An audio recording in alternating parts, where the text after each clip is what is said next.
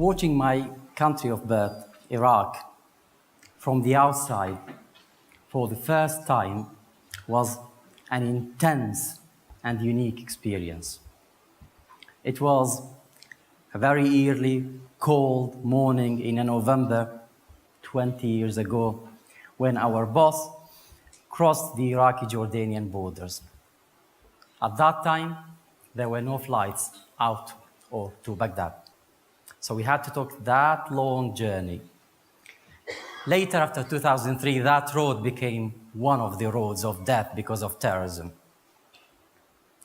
From the Jordanian side of the borders, I looked literally at Iraq from the outside for the first time. And then I looked into myself. I was trying to describe the emotions I had at that time. Iraq was a depressing and a horrible place to live in under Saddam's regime. I was expecting a huge sense of relief and happiness. I wasn't happy. I wasn't sad either. I struggled to find a word to describe my emotions. One word emerged: emptiness. I really felt empty. And that feeling has accompanied me from that time till now. I was born and lived a large part of my life in Iraq. This is my picture when I was a child. So leaving friends, family, places have left me with a big gap, a gap I've been trying to fill in one way or another. I became a psychiatrist in the UK. I had the privilege of going through a very good training system. I've learned a lot. So I thought that there is something I could give back to Iraq. For about 10 years now, myself and a group of friends, colleagues, we've been going to Iraq on a regular basis, once or twice a year, even in the most difficult and dangerous times. We were trying to help with mental health services, as well as with training. We did too many projects. I'm not going to go through a list of these projects. People who are interested can look at our webpage at the Royal College of Psychiatrists. We are called the Iraq Subcommittee. One of the mental health projects stand out as an example of what you can achieve when you empower people, and stand out as an example of how a change can have an influence on the lives of people. We had a project called Quality Improvement and Standards Project, and there were many colleagues involved in. I'll mention two of the names, Dr. Riyad Abid and Dr. Majid Al-Yasri. They were involved in that project, in addition to others. And we were trying to do workshops with Iraqi colleagues, trying to come up with standards of care and to improve the services. One of the areas that we wanted to improve was ECT, or electroconvulsive therapy. For people who are not familiar with this, this is an electric shock treatment used in a very small group of patients for certain indications and as the last resource. In the UK and most of the developed world, this is given under general anesthesia. Unfortunately, in many places in the world, this is given without anesthesia, making it quite a difficult experience for the patient. So we were trying to raise awareness in Iraq, moving toward everything, all ECT being done under general anesthesia. So we did this workshop, among many other workshops. After a period of time, we've had this email from one of our friends from Al Rashad Hospital. It is the biggest psychiatric hospital in Iraq. It has about 1,200 patients. They told us this. They told us that they decided to close the ECT department. And they clarified. They said they didn't want to compromise with the fact that they didn't have an anesthetist. And they didn't want to give the treatment under general anesthesia, without anesthesia. So they decided to close the department and transfer patients who needed the treatment to another hospital in Baghdad where they have the facility of general anesthesia. Now, listen to the figures. Before the closure, the average rate of electric shock treatment in that hospital was about 10 a day. after the closure, within a 9 months period, they transferred to the other hospital only 11 patients. And they all improved right indications. Excellent example of how you could improve the quality of the service, but more importantly, a humane treatment or a humane approach to treatment. Our project gradually expanded. We moved to other areas in medicine, but more importantly in medical education, postgraduate and undergraduate. We started a link between Leicester Medical School and Kufa Medical School. The aim was to improve the education method and change the curriculum. And the philosophy is to move from information gathering to critical, reflective thinking, personal development, better communication skills. Another medical school in Baghdad was linked with Nottingham and Sheffield. And then many other medical schools in Iraq started to learn from the experience. The Kufa and Baghdad Medical School started teaching and helping other medical schools to develop their curriculum. We now have really a huge movement of modernizing undergraduate medical education. I feel so passionately about that project as well, because I believe strongly that one of the things that Iraq and the Middle East need is a critical, reflective approach to knowledge. I've learned a lot from this experience, at a conceptual level and at an emotional level. I learned that change is difficult. It is not impossible, but it is difficult. It involves challenging norms, attitudes, people's ways of thinking. It needs resources, but it is not impossible if you have the right approach, the right strategy. And if you are aware that even small steps are very important, because change is a gradual and a cumulative process.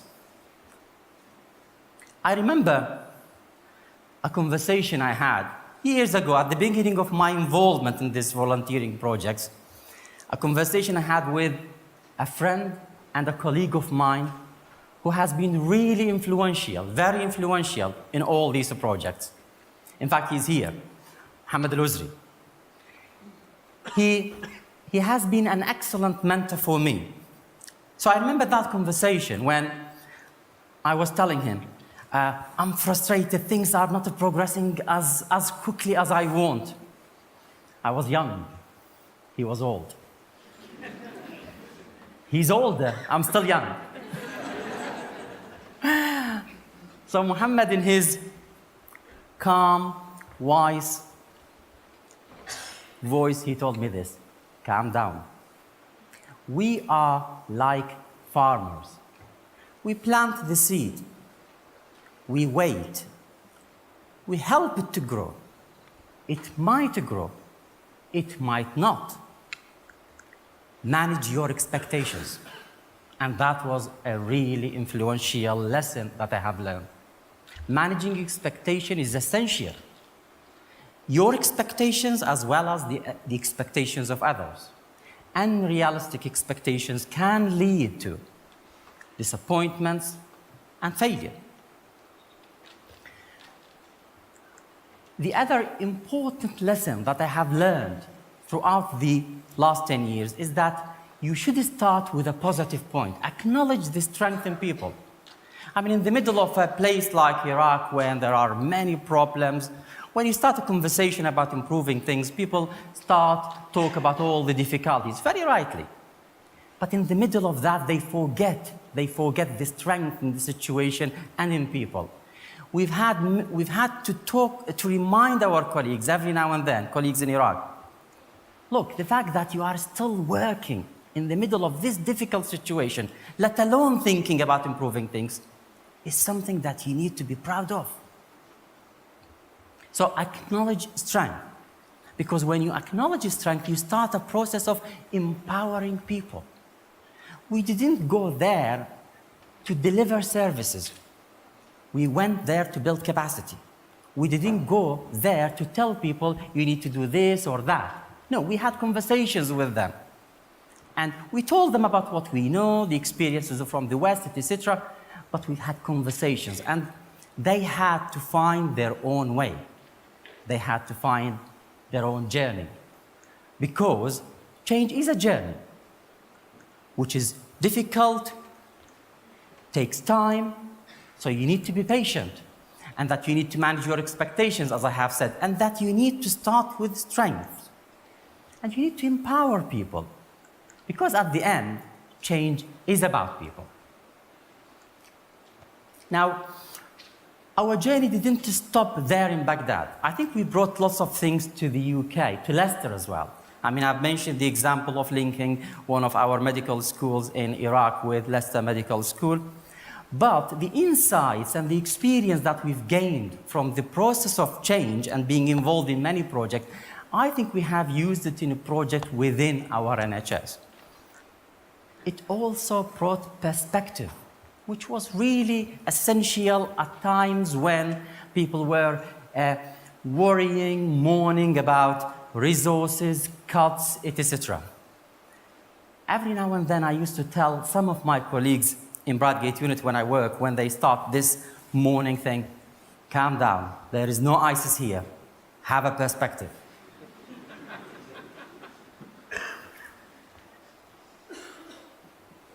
We also brought the theme of resilience. I mean, when you go to Iraq, you are amazed by how people are resilient. And I think, unfortunately, sometimes we lose this insight. Human beings are resilient. I use this theme with my patient. Start with the theme of strength. We also, I think, brought inspiration. When I have a group of junior doctors starting with me, I tell them about my work in Iraq. I mention to them examples. So, for example, I tell them about a colleague of mine who told me that he had to spend 2 hours every day to reach the hospital, a journey which would take possibly 20 or 30 minutes because of the too many checkpoints. And then when I go there to the hospital, they have mortar attacks. It is the same hospital that they have changed the practice in ECT.